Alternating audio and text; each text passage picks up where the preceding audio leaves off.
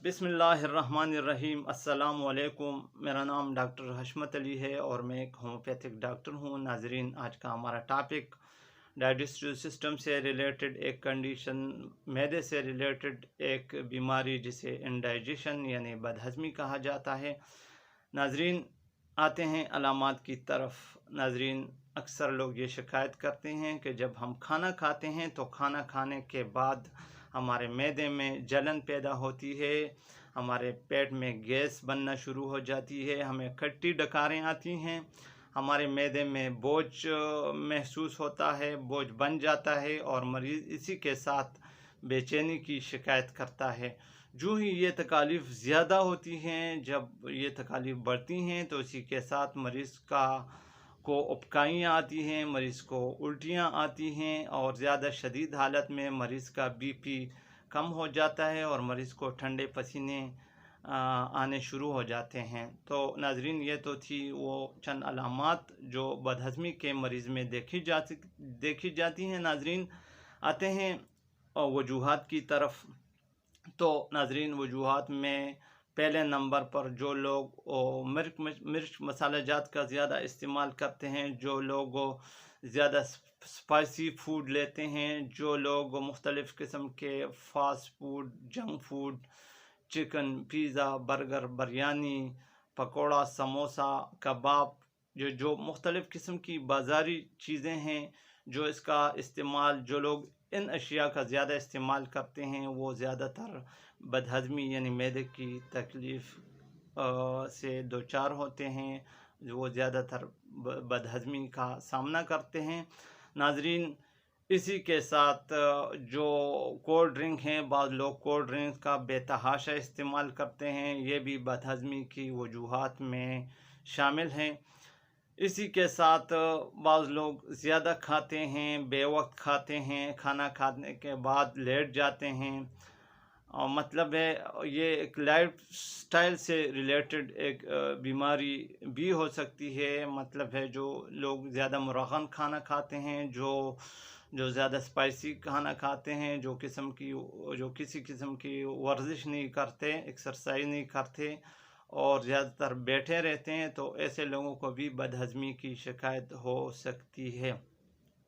इसी के साथ मुख्तलिफ़ किस्म के, जैसा कि आप सबको मालूम है, हमारी सोसाइटी में, हमारे मुआशरे में सेल्फ़ मेडिकेशन ज़्यादा है। तो अक्सर लोग बग़ैर किसी डॉक्टर के प्रिस्क्रिप्शन के पेन किलर अद्वियात लेते हैं, ज़्यादा एंटीबायोटिक अद्वियात लेते हैं। तो ज़्यादा पेन किलर ड्रग्स का इस्तेमाल और ज़्यादा एंटीबायोटिक ड्रग्स का इस्तेमाल भी बदहज़मी की वजूहात में शामिल है। यानी ज़्यादा पेन किलर अद्वियात और ज़्यादा एंटीबायोटिक अद्वियात भी बदहज़मी का बायस बन सकती हैं। नाजरीन, एच पाइलोरी एक ख़ास किस्म का बैक्टीरिया होता है जो हमारे मैदे और आंतों में सोजिश का सबब बन सकता है। तो एच पाइलोरी का इन्फेक्शन भी बदहज़मी यानी इंडाइजेशन की वजूहात में शामिल है। इसी के साथ बाज़ लोग स्मोकिंग करते हैं और बाज़ लोग अल्कोहल का इस्तेमाल ज़्यादा करते हैं और शराब का इस्तेमाल ज़्यादा करते हैं। तो शराब नोशी और अल्कोहल का इस्तेमाल भी आपको बदहज़मी यानी इंडाइजेशन में मुब्तला कर सकता है। नाजरीन, इसी के साथ जो लोग रात को लेट खाना खाते हैं और खाना खाने के फ़ौरन बाद स्पेशली नाइट टाइम को सो जाते हैं, तो उनको भी अक्सर बदहज़मी की शिकायत होती है। नाजरीन, मेरा मशवरा आप सब लोगों के लिए यही है कि आप कम से कम शाम के यानी रात के खाने के बाद 30-40 मिनट तक आप चहलकदमी करें, तो इंशाल्लाह आपको बदहज़मी की शिकायत नहीं होगी। नाजरीन, ये तो थी वो चंद वजूहात जो मैंने आप लोगों के सामने रखी। अगर आप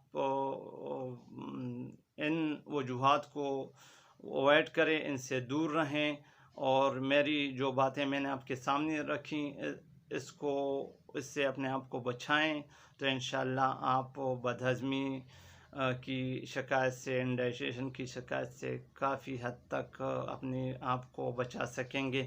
ناظرین، آتے ہیں ہومیوپیتھک ٹریٹمنٹ کی طرف۔ تو ناظرین، ہومیوپیتھی میں بہت سی ایسی ادویات ہیں جو اگر مریض کو علامات کے مطابق دی جائیں تو مریض کی بدہضمی کو، مریض کی انڈائجیشن کو، مریض کی ایسیڈیٹی کو کافی حد تک کیور کیا جا سکتا ہے، اس کا علاج کیا جا سکتا ہے۔ تو ناظرین، آتے ہیں ہومیوپیتھک علاج کی طرف۔ ناظرین، ہومیوپیتھی میں ادویات کا ایک بہت بڑا ذخیرہ موجود ہے جو ان علامات کو کور کرتا ہے۔ ناظرین، پہلے نمبر پر نکسوامیکا ہے، اس کے ساتھ کاربویج ہے، اس کے ساتھ چائنا آفیسینیلس ہے، لائکوپوڈیم ہے، ایبیز نیگرا ہے، بسمتھ ہے، اور ارجنٹم نائٹریکم ہے، اور اسی کے ساتھ بہت ساری روبینیا ہیں، آئرس ورسیکولر ہیں۔ اگر یہ علامات کے مطابق یہ میڈیسن مریض کے علامات کے مطابق استعمال کی جائیں تو انشاءاللہ مریض کی یہ تکلیف کافی حد تک ٹھیک کی جا سکتی ہے، کافی حد تک کم کی جا سکتی ہے۔ ناظرین، ایک بات میں آپ کو بتاتا چلوں کہ جو میڈیسن میں نے آپ لوگوں کو بتائی ہیں وہ آپ نے خود سے نہیں لینی ہے، وہ آپ نے ایک رجسٹرڈ ہومیوپیتھک ڈاکٹر کے مشورے سے استعمال کرنی ہے۔ ناظرین، اگر آپ ہم سے رابطہ کرنا چاہتے ہیں تو ہمارا واٹس اپ نمبر آپ کے اسکرین پر فلیش ہو رہا ہے، ہمارا کانٹیکٹ نمبر آپ کے اسکرین پر فلیش ہو رہا ہے۔ آپ ہم سے واٹس اپ کے ذریعے رابطہ کر سکتے ہیں، آپ ہم سے موبائل کے ذریعے رابطہ کر سکتے ہیں، آپ ہمیں کومنٹ سیکشن میں جوائن کر سکتے ہیں۔ اگر آپ کو اس بیماری یعنی انڈائجیشن کے حوالے سے کوئی سوال آپ کے ذہن میں ہو تو آپ مجھ سے کمنٹ سیکشن میں پوچھ سکتے ہیں۔ میں کوشش کروں گا کہ آپ کو آپ کے سوالوں کا وقت پر جواب دوں اور آپ لوگوں کو مطمئن کروں۔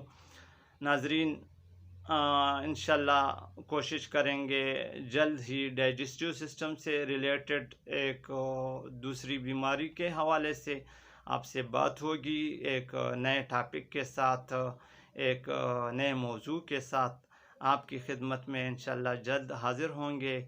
اپنی صحت کا خیال رکھیے، اجازت چاہتا ہوں، اللہ حافظ۔